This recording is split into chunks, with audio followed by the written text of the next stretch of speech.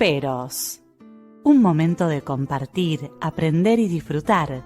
Espera lo inesperado con la licenciada Susana Rasinski.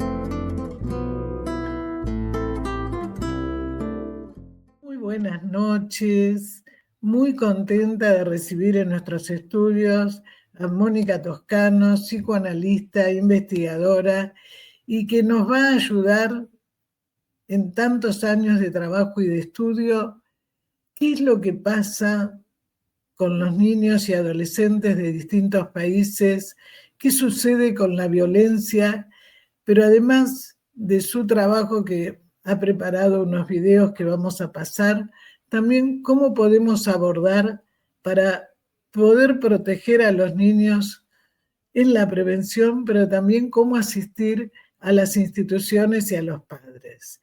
Bienvenida, Mónica. Hola, Susana. Un placer estar en tu espacio. Ha sido realmente un espacio muy productivo, de mucha creación y de mucha posibilidad de entrar en muchos temas, cosa que ha sido realmente muy importante. El tema que nos ocupa hoy realmente es un tema verdaderamente importante, ya que nosotros hemos comenzado a trabajar desde el año 2000, trabajando en lo que era el concepto de cómo proteger a los chicos ante situaciones de riesgo. Yo me ocupaba en ese momento, y ahora todavía hoy continúo, en lo que es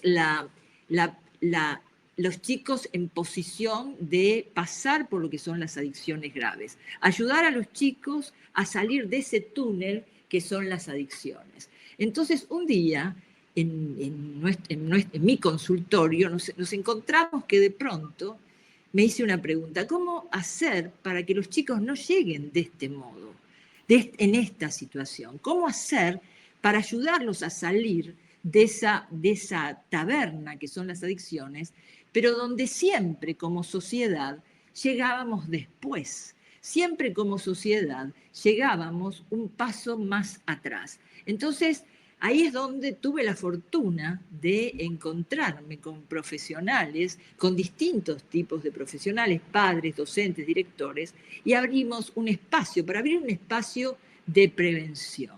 Y el espacio de prevención tiene que ver con esto: cómo actuar o intentar dejar de ser como sociedad testigos activos de lo que no hacemos, testigos activos de todo aquello que nos sucede, y que cada día nos vamos enterando de situaciones de mayor gravedad, porque lo que nosotros comenzamos trabajando en el año 2000, y estas situaciones socialmente han ido increyendo.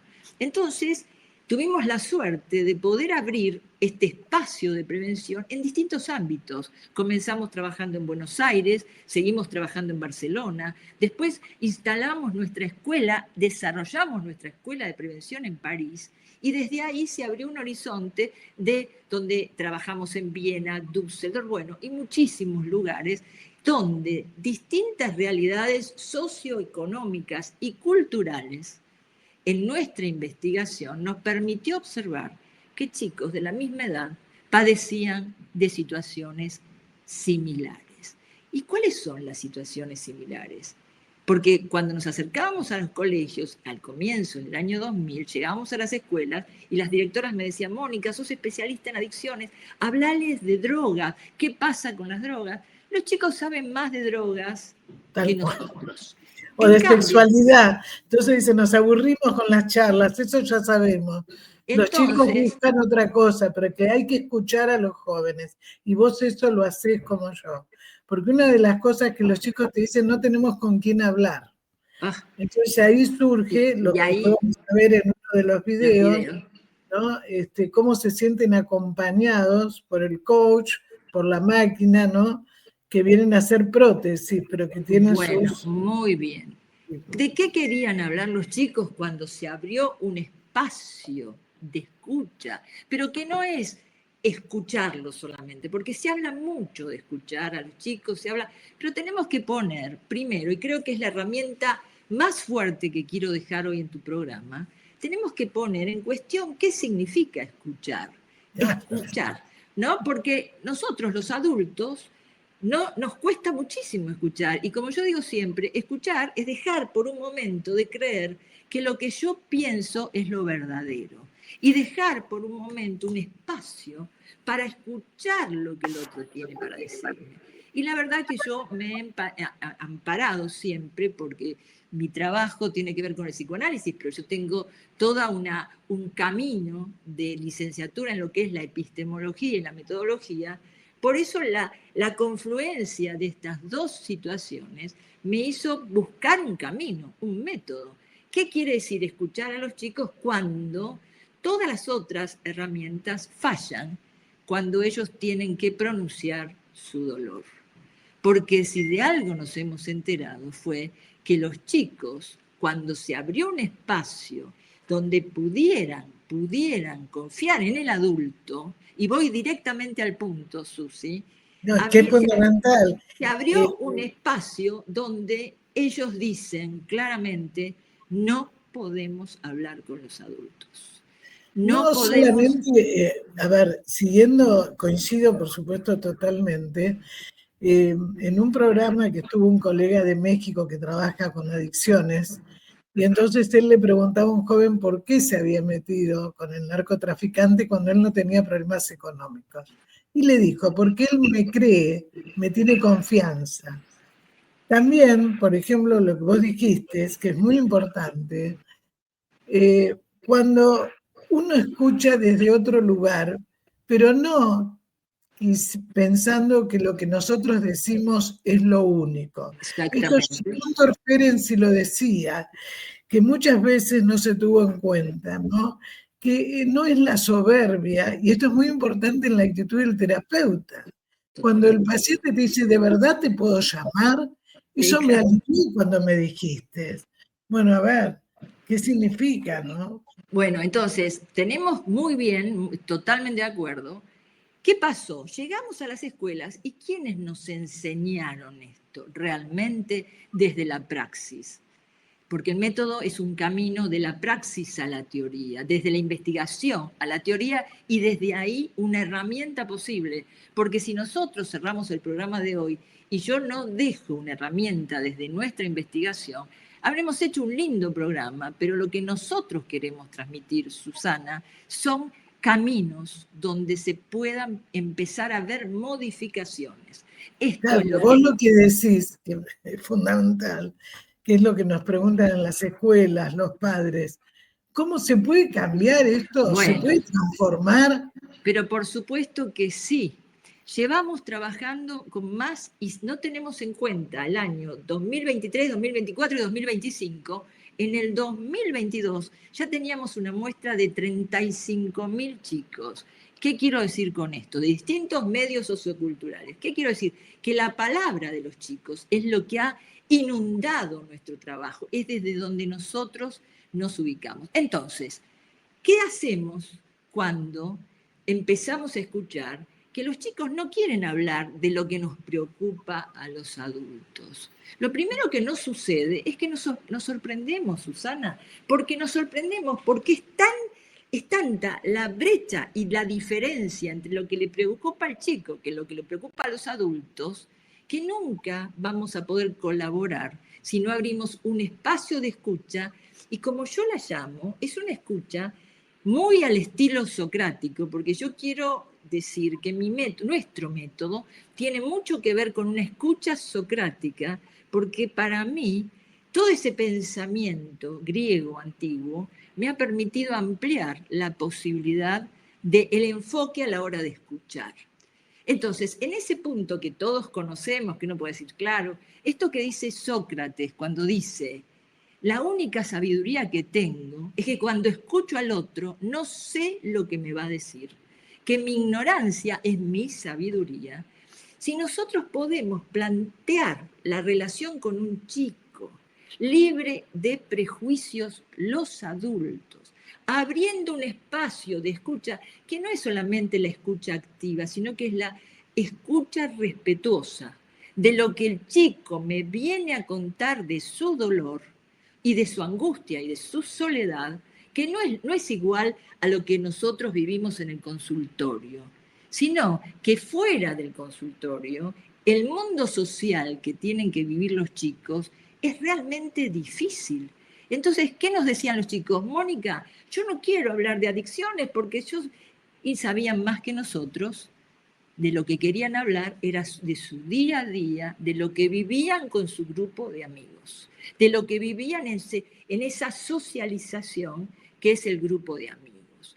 Esto fue un gran parte de trabajo, de muchos años de trabajo, donde lo que se veían en los temas y donde la punta de trabajo más fuerte era el acoso escolar, era todo aquello que se vivía dentro de la escuela, donde nuestros hijos quedaban presos de la crueldad de un grupo, que es un concepto muy nuestro, poder del grupo, bajo el poder de un grupo que lo que hacía era poner a nuestros hijos, a nuestros alumnos en el lugar de objetos para permitirles ingresar a ese grupo. ¿Ok?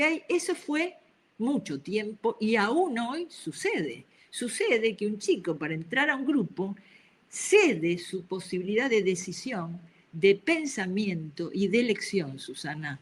Totalmente, que eso se ve con el fanatismo que venimos hablando, cuándo es normal, cuándo no. Justamente ayer, en un programa de radio, me comentó un paciente que una mamá decía cómo le hacían bullying a su hija de 15 porque ella estudiaba, no tenía tatuajes, se vestía prolijamente y entonces, bueno, la excluían del grupo. Y realmente sufría muchísimo. Pero el peaje que pagan los chicos es tan alto que no pasa solamente por me visto como ellos, sino que con tal de existir para ese grupo, con tal de existir, Susi, es un punto hasta existencial. Hago lo que ellos me piden, renuncio a mi posibilidad de decisión. Claro, porque se siente, porque tenemos que aclarar algo que venimos hablando en distintos programas. ¿Qué sucede en la pubertad? ¿Qué sucede en la adolescencia? Tantos cambios que tiene la adolescencia. Exactamente. Donde de repente esa desilusión con respecto a los padres, a la sociedad, a su cuerpo que va cambiando, se tiene que adherir, ¿no es cierto?, a pegarse a algo. Y ahí entra, digamos, también los líderes, entre comillas, carismáticos, los dealers. Vamos a ver, claro, pero que necesitan como para sentirse pertenecientes a algo y no pueden traicionar. Entonces el tema es, ¿qué sucede? Que vamos a ver las exposiciones que vos grabás. Ahora vamos a ir ahí, pero quiero terminar un marco de entendimiento, porque de lo que vamos a ver ahora, que es la gravedad de los hechos, lo que no podemos dejar, y no es, por eso se llama la gravedad de los hechos, porque esto no es para que como padres, como docentes nos asustemos, sino que para ver, porque si nosotros vemos y entendemos dónde llegan los chicos cuando no pueden pertenecer a un grupo, chicos dicen, en Düsseldorf dicen, si ellos no me permiten estar con ellos, quiero desaparecer. Desaparecer, no dicen, estoy angustiado. Si ellos, ¿por qué? ¿Pero por qué haces lo que ellos quieren? ¿Por qué te dejas lastimar y burlar? Porque prefiero que se rían de mí a no existir para ellos. Yo quiero subrayar el concepto de existencia, porque la gravedad es que esto hoy, que estamos trabajando fuertemente nosotros en las escuelas, y muchos de ustedes, y nosotros en los consultorios, ha ido increyendo, y ahora de los bordes de la escuela ha pasado a las redes. Entonces, ya no es la única situación, el marco institucional que me permite trabajar, entender y abrir este gran concepto de escucha, que no es simplemente te escucho, sino es el cómo te escucho.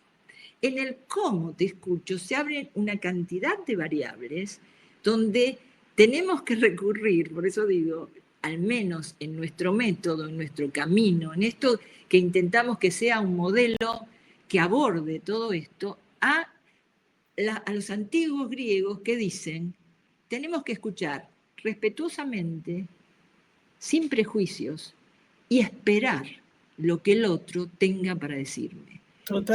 ¿Sabés lo que dicen los chicos? Mónica, ¿cómo le voy a decir a mi mamá que los chicos varones, ¿no? O a todos aquellos equipos porque el método se forma y los equipos quedan instalados en la escuela. Los equipos los lleva adelante el método, los distintos implementadores del método en las distintas escuelas, en los distintos países y en las distintas ciudades. ¿Y sabes lo que dicen? ¿Cómo le voy a decir a mi mamá o a mi papá que me acosan? No puedo desilusionarlos. ¿Entendés? Cómo permanentemente la situación va increyendo hacia la gravedad de los hechos. Bueno, por eso para nosotros también es fundamental los primeros años cómo fue ese chico, pues ese chico tampoco fue escuchado, no fue contenido. Obviamente, como pasa, tampoco dice si es abusado, si tiene un bullying. No habla, claro. No se siente escuchado, entre comillas, no se siente traducido, ¿no? Por eso también es muy importante, vuelvo a decir, la actitud del terapeuta, donde a veces dice, eso que vos dijiste es que a mí no me sale palabras, entonces yo rompo cosas, ¿no? Claro. Entonces, bueno, y lo que vos dijiste es desaparecer. Bueno, ¿no? ¿Qué quiere decir desaparecer? Bueno, lo que ellos, porque en realidad nuestro camino, es posible este camino, es un método posible que empezó... Nos vas a explicar después, Mónica, cómo lo implementás para las escuelas, porque vos sabés que el programa, te decía antes de grabar, hay mucho interés también en otros países, docentes. En América. En los docentes se sienten, por supuesto, están con carpetas psiquiátricas acá en la mayoría de las escuelas. Es muy difícil porque además, digamos, se ha modificado mucho en estos últimos 20 años en la Argentina. Entonces el docente no se siente tampoco acompañado. Exactamente. No sino porque tiene que haber un cambio en el sistema educativo también. Nuestro método tiene 3 grandes columnas: los docentes, la familia, los chicos y los docentes. Si no podemos entrar en esas 3 columnas, no se puede trabajar. Totalmente de acuerdo. Hace años que venimos trabajando de la misma manera, exactamente. Muy bien, eso me alegra muchísimo, porque esto es lo que yo quiero. Por lo menos yo. A mí me interesa ese trabajo en equipo. Cuando nosotros llegamos a las escuelas y hay un director o una directora que puede ejercer su función de dirección, entonces se ofrece a colaborar con nosotros, entonces abrimos esas 3 columnas. Cuando empezamos a trabajar sobre esas 3 columnas, por ejemplo, nosotros tomamos, vamos a decir así, 5º curso de primaria o primer curso de secundaria, porque nosotros empezamos trabajando con chicos de 15 años, yo especialista en adolescencia, adicciones, comenzamos trabajando con la adolescencia, pero viendo las situaciones de violencia que se dan en franjas cada vez menores, nuestro espectro de trabajo y de investigación es hoy desde los 15 y desciende hasta los 7 años. Y el grado de violencia que se expresa según los distintos niveles evolutivos es terrible, Susana. Bueno, para confirmar lo que vos estás diciendo, ayer una alumna en un grupo de estudios que tengo de clínica de niños y adolescentes de Perú, nosotros tuvimos la matanza de 3 chicas que estaban ligadas al narcotráfico. Sí, lo sé. Bueno, resulta que al chico que agarraron era de Trujillo. Esta chica es peruana, es colega, es una psicóloga. Entonces nos contaba en el grupo que los chicos en Perú desde los 8 o 9 años ya están en los grupos del narcotráfico. Claro. Y donde esta familia de este chico Joe, todos, el que no está preso, delincuente, o sea, donde se ha vivido la violencia como algo natural. Entonces nosotros sabemos, si el chico recibe toda esa negatividad y toda esa violencia la tiene adentro y la tiene que descargar, hacia afuera o hacia él. La escuela es la segunda oportunidad. ¿Qué decimos nosotros? La escuela es el gran escenario donde los chicos muestran lo que no han entendido a nivel familiar. Por eso, Susana, me acerqué a las escuelas, porque dije, ¿dónde pasan la mayor cantidad de tiempo? ¿Con quién están? ¿Cuál es la relación entre los docentes y los chicos para poder ser los docentes los que capacitados colaboren leyendo signos? Nosotros tenemos un concepto, que es el concepto de escucha, y el otro gran concepto es la lectura de signos. La lectura de signos, ¿qué significa? Que un docente no tiene que ser un terapeuta, ni tiene que ser un médico ni un psicoanalista, pero tiene que estar formado, capacitado, para ver que si el chico cambió de humor, si el chico está solo, si el chico está tirado en su pupitre, como nos decía Mónica, yo no podía creer que ese chico estaba tirado en el pupitre, pensaba que era simplemente porque era adolescente. Nunca pensé que iba a intentar suicidarse.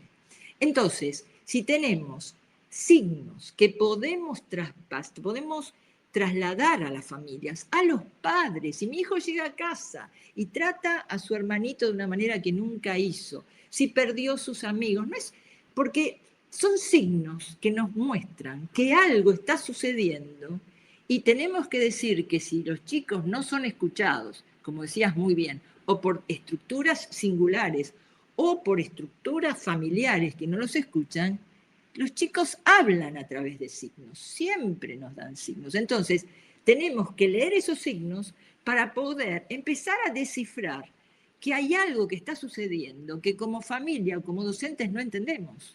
Entonces, tenemos que capacitar a los docentes en la posibilidad de abrir una escucha diferente de los alumnos, en la posibilidad que los padres escuchen a los alumnos, a sus hijos de una manera distinta, pero también el otro gran concepto, la lectura de signos.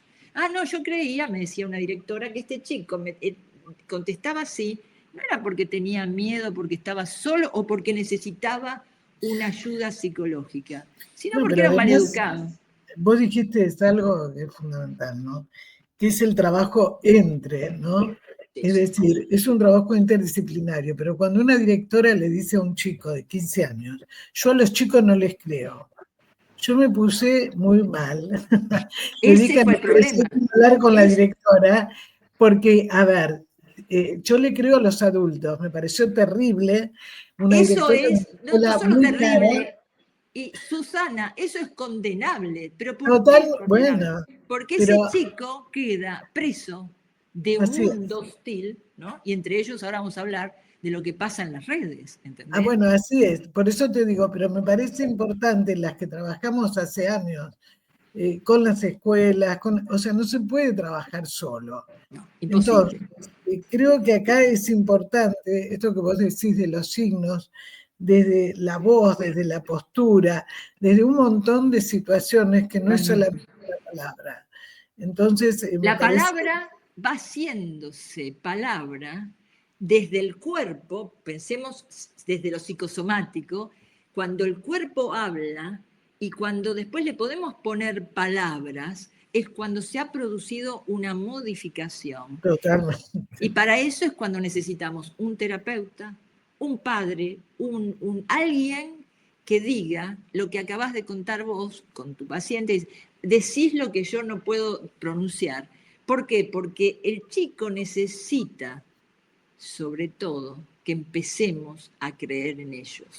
Y no solo que empecemos a creer en ellos, que no los traicionemos, porque los que dicen los chicos es que no hablan con los adultos, porque los adultos los traicionamos. Entonces, en ese punto, como adultos, frente a nuestros hijos y frente a nuestros alumnos, hemos fracasado.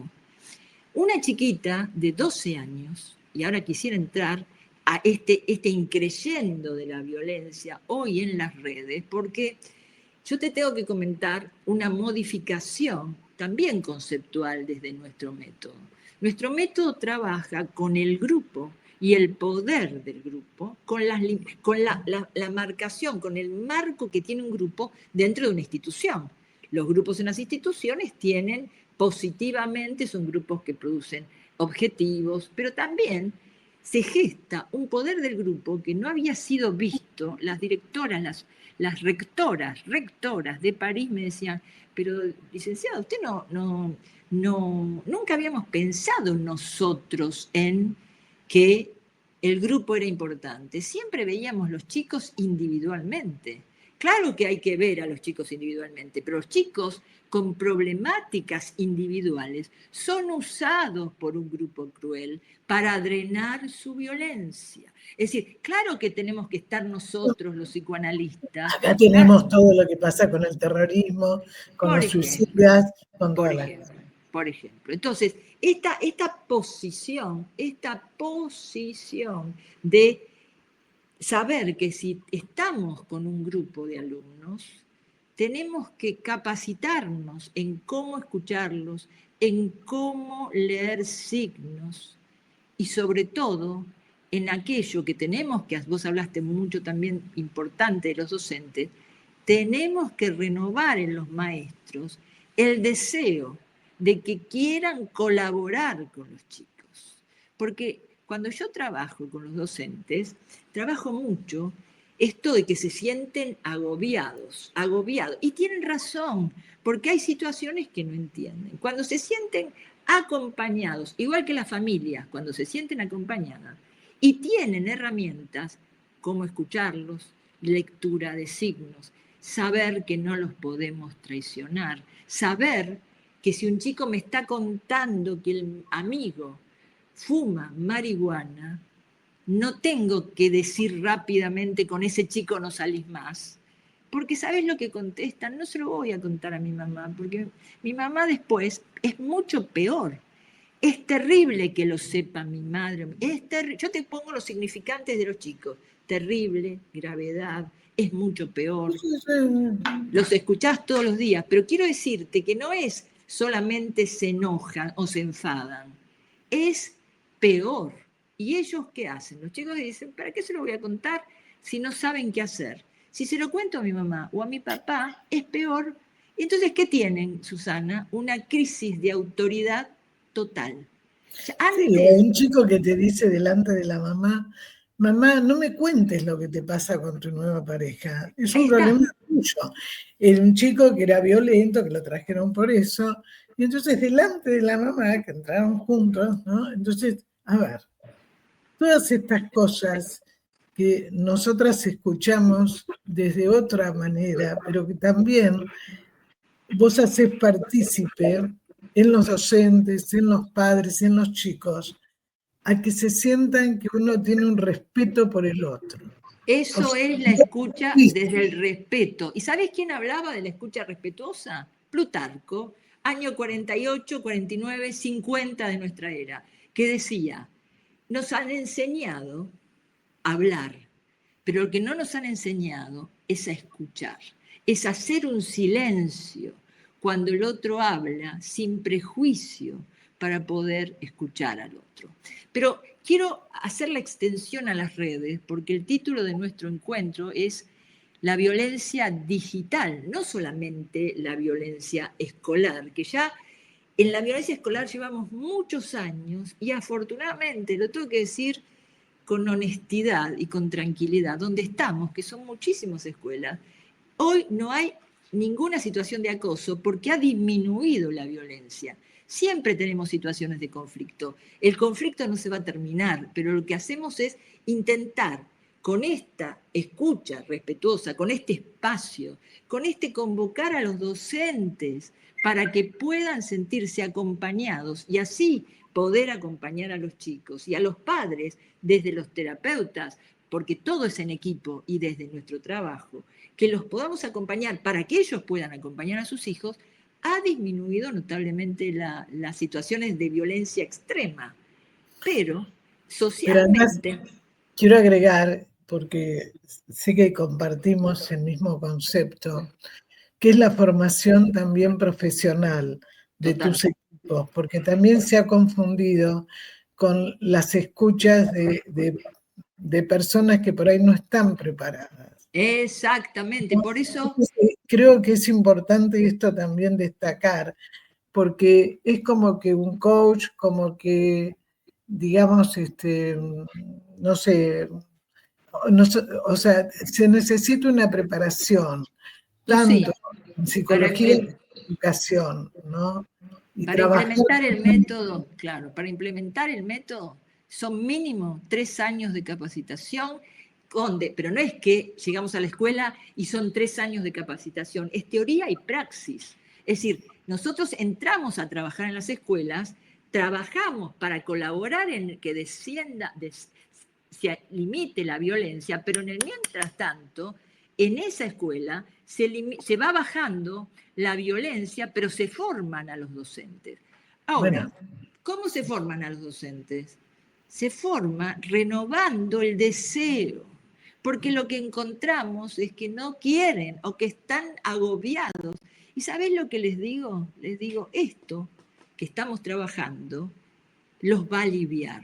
Y cuando empiezan a darse cuenta que los alivia en su tarea diaria, que en lugar de sacar ese chico de encima, pobres, no porque no quieran, sino porque no pueden, y los reciben, empiezan a poder colaborar con la madre, con la... Pero lo que decís, Mónica, que tiene que ver una situación displacentera que se convirtió en el docente, transformarla en una situación placentera, y que entonces ahí aparece el deseo y eso le transmite al chico. El chico no se siente que el otro está porque cobra un sueldo nada más. ¿Sabés lo que dicen en Düsseldorf?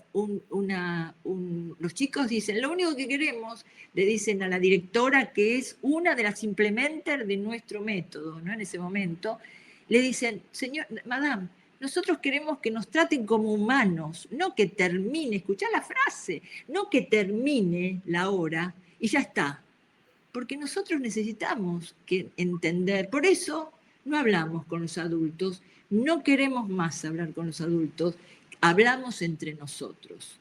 Y hablan entre ellos y quedan presos de riesgos impresionantes, quedan presos de acting, como por ejemplo estas 2 chiquitas de Barcelona, si querés lo vemos un momento, la gravedad de los hechos, y de ahí vamos a las redes, ¿ok? Bueno, Adrián, cuando vos quieras, pasar la gravedad de los hechos. Son 2 minutos, creo, 3.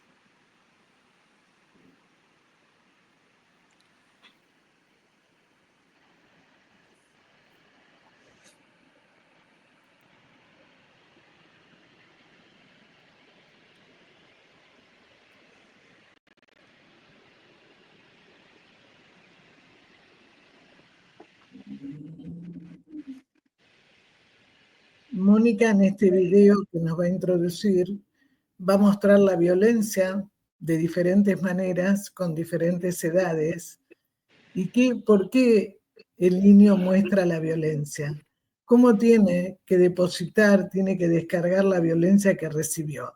Y la violencia que recibió tiene que ver con lo que viene hablando Mónica, que es la no traducción de los supuestos adultos que viene recibiendo. Por eso es grave cuando en la adolescencia también lo recibe desde la escuela, desde la sociedad. Si en su infancia lo recibió, es mucho más traumático. Adelante, Adrián, por favor.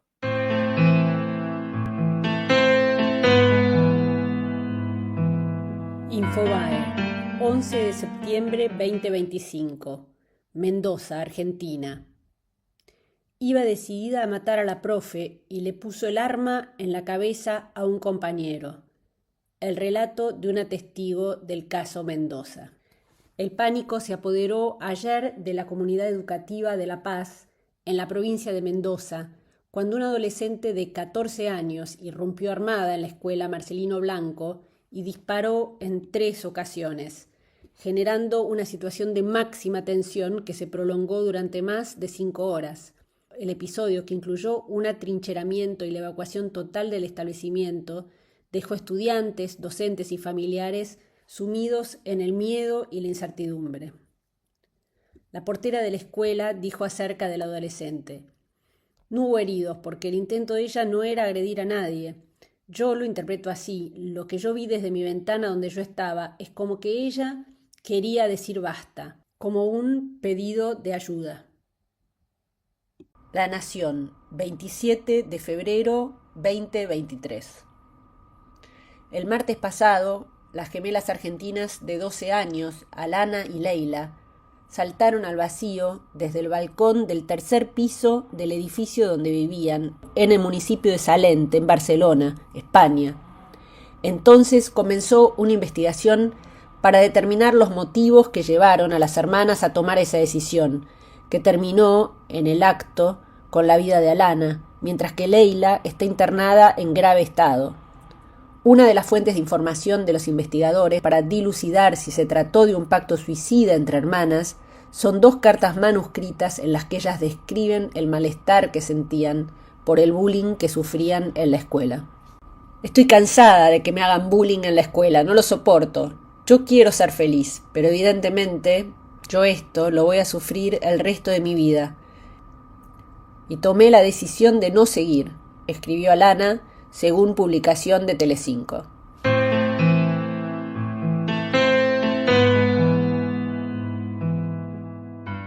París, Le Parisien, octubre 2024.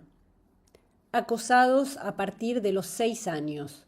Un estudio alerta acerca de la edad cada vez más precoz de las víctimas y de la utilización de las redes sociales. Su mochila sobre sus hombros, Thais vuelve corriendo a su casa, como si el cielo fuera a caerle sobre la cabeza. Algunos metros separan su departamento de la escuela pública donde la niña de 8 años comienza su 3er grado, en un barrio más bien tranquilo en el sur de París. Dice la madre, Thais va perdiendo las ganas de volver a la escuela. Desde el primer curso de primaria es el mismo infierno. Acoso en la cantina, humillaciones, golpes, amenazas forman parte de su cotidiano. La niña dice, tiran mis muñecos, me encierran en una cabaña en el patio, comen mi comida en la cantina. No se trata de un caso aislado de acuerdo al estudio sobre el ciberacoso y el acoso escolar que pone en evidencia la edad muy precoz de los niños confrontados a estas situaciones de acoso. Un fenómeno que el estudio conecta con la exposición cada vez más precoz de los niños a las redes sociales. La Nación, 10 de septiembre 2025. Nueva modalidad de ciberacoso. Niñas de 10 a 12 años fueron captadas en juegos virtuales y sumadas a un chat sexual. Según pudo saber La Nación, las alumnas fueron contactadas mediante la plataforma de juegos Roblox e incorporadas a un grupo de WhatsApp en el que se compartía material de abuso sexual infantil. El chat incluía instrucciones para las participantes: no llorar, 1 añadir amigas, 2 solo chicas, 3 hombres. Al detectar el tipo de material compartido, las familias acudieron de inmediato a la policía para erradicar la denuncia. Según informes a los que accedió este diario, el caso salió a la luz el viernes pasado, cuando los padres de una de las menores observaron en el celular de su hija la leyenda «Septiembre, reto de chicas», con los requerimientos mencionados y contenido sexual. La niña salió del grupo y tomó capturas de pantalla. Luego, otros padres descubrieron que sus hijas también habían sido incorporadas.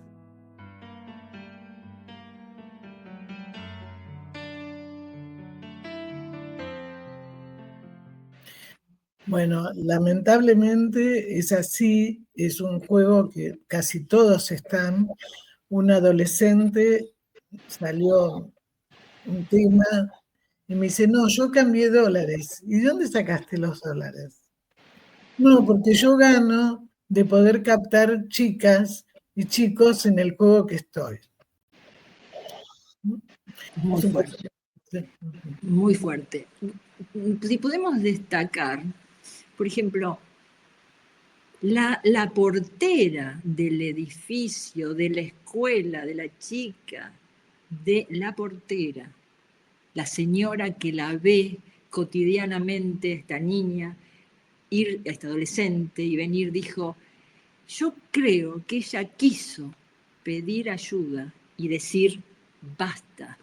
Fíjense, un signo tenía una manera de actuar y nadie leyó el signo de que esta chiquita estaba pidiendo ayuda. Insisto, esto no se trata para culpabilizarnos, sino se trata para responsabilizarnos. Tenemos que abrirnos a leer, a hacernos alfabetos de signos que nos dicen los chicos cuando todavía no hablan.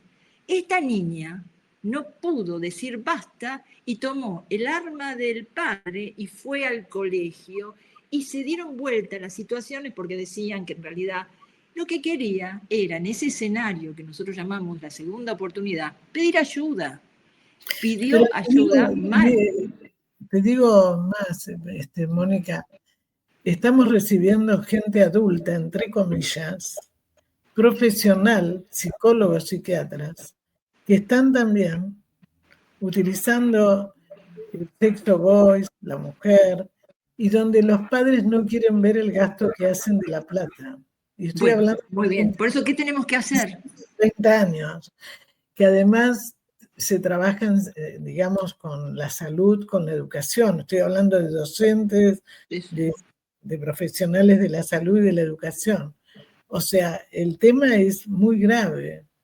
Por eso es tan grave. Tan grande que no se dan cuenta, ¿no? Pero es tan grande, Susi, y es tan grave que extrapolado a las redes, y ahora sí quiero comentarte esto, ya en las redes ya estamos con grupos que ya no son grupos, ya se parecen más a una experiencia de regresión a una masa que a un grupo, porque en realidad tenemos lo anónimo en las redes. Y los chicos dicen, quiero volver a casa y fijarme en Facebook o donde fuera, en la plataforma que fuera, o en este jueguito, por ejemplo, estas plataformas que son para niños muy pequeños, pero a decir, no puedo dejar lo compulsivo de querer saber qué están diciendo de mí. Y una chica en Canadá, llamada Amanda Fox, ella se intenta suicidar. La madre la salva porque tomó la bandina, lejía, la madre la salva, vuelve del hospital, Susana, abre Facebook o la red social que sea, no importa, y dicen, ella se tendría que probar con otra marca de lavandina, porque es tan estúpida que no sabe ni suicidarse, y se suicidó.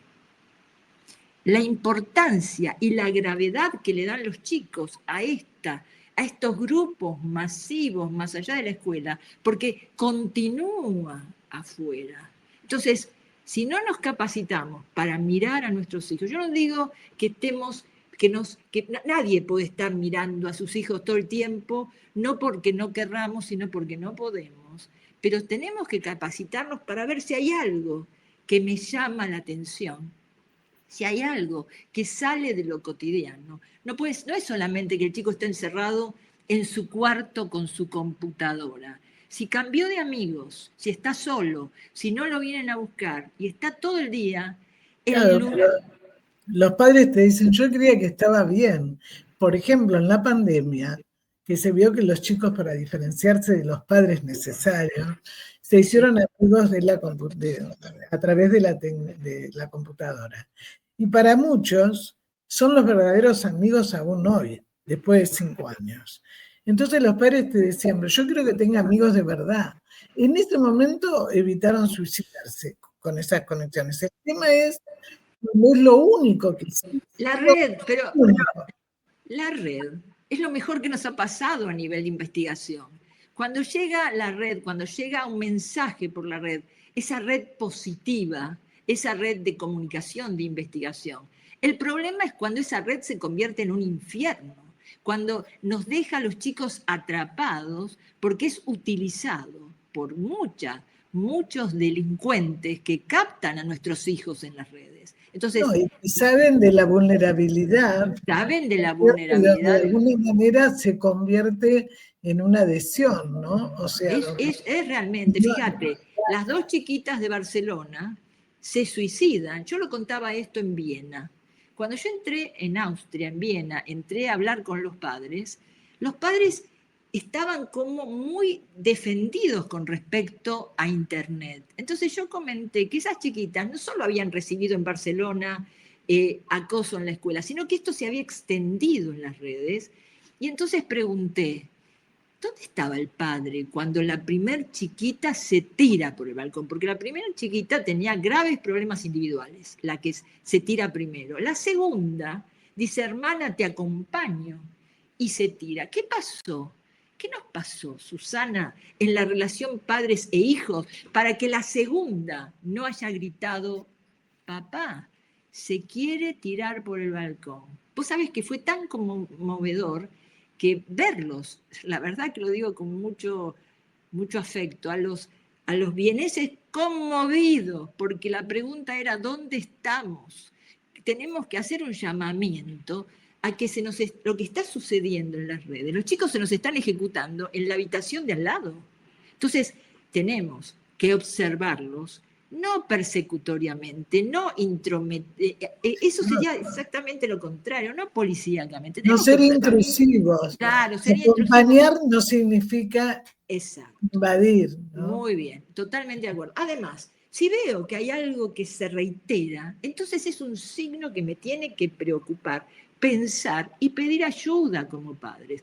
En los colegios, hablábamos de trabajo de equipo, si tengo un chico que cambió su nivel de pensamiento, su rendimiento intelectual, no sale al recreo, está solo, yo tengo que decir, leí estos signos, no tengo que ser como docente un especialista, pero yo leo el signo y tengo que acudir al gabinete psicopedagógico o a un especialista y decir, yo observo esto. Entonces nos vamos convirtiendo en eslabones de colaboración. Yo no puedo decirle a un docente, usted tiene que interpretar porque no lo puede hacer. Tampoco a un coach. Yo tengo que generar equipos que funcionemos como eslabones que ayuden a salir a nuestros hijos de esa cárcel que es primero el acoso en la escuela y después el acoso en Internet. Fíjate, la primer chiquita no habló. Fíjate el dato. Ayer leía también en uno de estos medios de Buenos Aires, como La Nación, que decían que la chiquita hace desde septiembre que está ingresada y no lograron que hable. ¿Pero qué nos pasa? Claro, pero cuando la gente te dice, como profesional, me dicen a mí, Susana, vos se te puede preguntar. Nosotros nos podemos acercar después que vos das una charla. Hay otros colegas que no podemos. Estoy hablando, entonces, el tema es la empatía, el afecto, el deseo, ¿no? Que esto es fundamental. El puente que haces con nos el quedan otro. 9 minutos y falta que el último video y después... Pero después vemos el video, pero quiero una sola cosa decir que creo que es muy importante. Herramientas sacadas de nuestro trabajo de investigación con más de 32.000 chicos, porque nos falta toda la última parte de trabajo y de evaluación. Observación sin ser policíacos. Una observación tranquila, relajada, una observación en casa. Y desde esa observación poder abrir un espacio para escucharlos sin prejuicios. Soportemos el silencio de que no sabemos qué es lo mejor para nuestros hijos si no los escuchamos antes. Porque si no, los chicos cierran la escucha y dicen, no se puede, rompen los puentes y no se puede pensar. Y por último, capacitar a los docentes y a los padres para que acompañen a los chicos. ¿Qué te pasa? Y si tengo miedo de escucharlos, que eso lo dicen muchos padres y tienen razón, yo les digo con mucho afecto y mucho respeto, les digo que es mejor saber. es mejor saber, porque chiquitas de 13, 14 años, Susana, que van a tener relaciones sexuales cuando no quieren, porque dicen que si no el novio más maduro no la va a querer más. O la competencia con otras chicas. A ver quién hace más felatio o no, quién hace esto. Pero ¿sabés cómo van a tener relaciones sexuales? Y nos lo cuentan cuando saben que el equipo, los distintos equipos, no los van a traicionar, porque lo que se habla en un taller queda en un taller. ¿Sabés cómo van? Bueno, vamos. Y agarré 2 cervezas y me las llevé al cuarto. Primera vez que hacían el amor. ¿Entendés? Sí, no, es así. Entonces, tenemos que respetarlos, escucharlos, no ser persecutorios, y vamos a ver, y eso sí se lo digo a los padres como se los digo a los docentes, que nuestra tarea se aliviana, porque si nosotros dejamos que las cosas continúen, cada vez tenemos que trabajar más, cada vez nos tenemos que esforzar más. Vamos a ver. Además, cuando queda eso coagulado, queda congelado, en alguna situación aparece de una forma implosiva, que puede pasar con una ACV que cada vez vemos más en jóvenes. Totalmente. Con una convulsión, con un accidente, en fin. ¿Por qué? Porque de alguna manera hablamos, o se enferman los chicos mismos, o hacen, o consumen, o aparece un dealer que le dice, yo te creo, yo te escucho, y lo único que está haciendo es cosificar a nuestros hijos y llevarlos a la destrucción. Bueno, es lo mismo que en un tatuador, o sea, la relación que se establece, que pueden, digamos, hablar, pueden ser contenidos. Vemos el video, Adrián, por favor. Creo que las redes es el mejor momento de creatividad, de investigación que estamos viviendo en este momento. Los chicos pueden jugar, los chicos pueden investigar, los chicos pueden estudiar, pero llega un momento, y ahí es donde tenemos que estar los adultos, que las redes se convierten en un laberinto donde nuestros hijos o nuestros alumnos entran, se calman, como ellos dicen, pero entran en actitud compulsiva y no los dejan salir. Los chicos dicen, pantallas me calman, estoy esperando llegar a casa para poder estar en internet. Estamos en un momento donde nuestros hijos, nuestros alumnos, no se ejecutan en la calle, se ejecutan sometiéndose a un minotauro que los devora, en se soumettant à un minotaure qui les dévore, y que quizás sin querer, con benevolencia social, los entregamos en el cuarto de al lado de casa.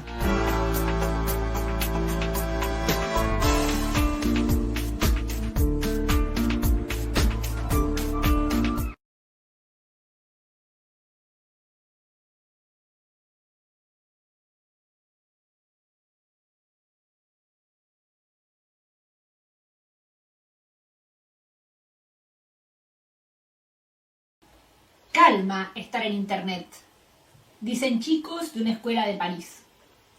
Así como también leemos en el capítulo 3 que alumnos de una escuela de Düsseldorf enuncian. Il faut limiter l'utilisation de l'écran, car on ne peut pas s'arrêter. On ne regarde que ça. Alors, quand on va à l'école, on ne peut pas penser à autre chose. On se dit qu'après les cours, on va pouvoir enfin se remettre devant l'écran.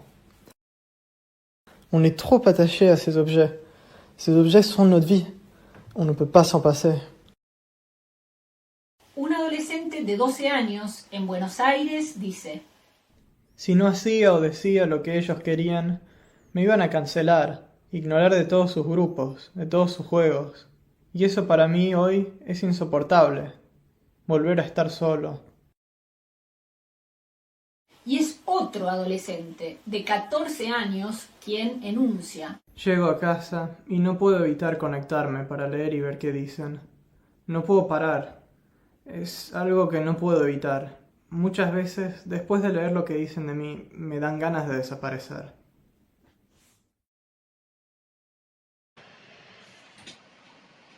Después de lo que dicen de mí, me dan ganas de desaparecer. Y desaparecen, se suicidan, Susi, y ese es el punto. Casi sin mediar, pensamiento porque ya se han cansado de pedir ayuda. Se han cansado de mostrar de distintas maneras que nos necesitan. Cuando exhibieron una foto de una chiquita de 12 años en La Plata, que esto está en el cuarto libro mío, que se llama El pronunciamiento de los jóvenes, que esto fue la presentación allá en Francia. Esta chiquita dice, empieza a estar con un chiquito de su edad, se expone, le manda una foto, y cuando llega a la escuela, esa foto de ella expuesta físicamente, se están riendo todos y la están viendo. Esa chiquita no soportó la situación, no pudo pedir ayuda y se ejecutó. Entonces, cuando hablamos de acompañarlos, es para que no lleguemos a esta gravedad.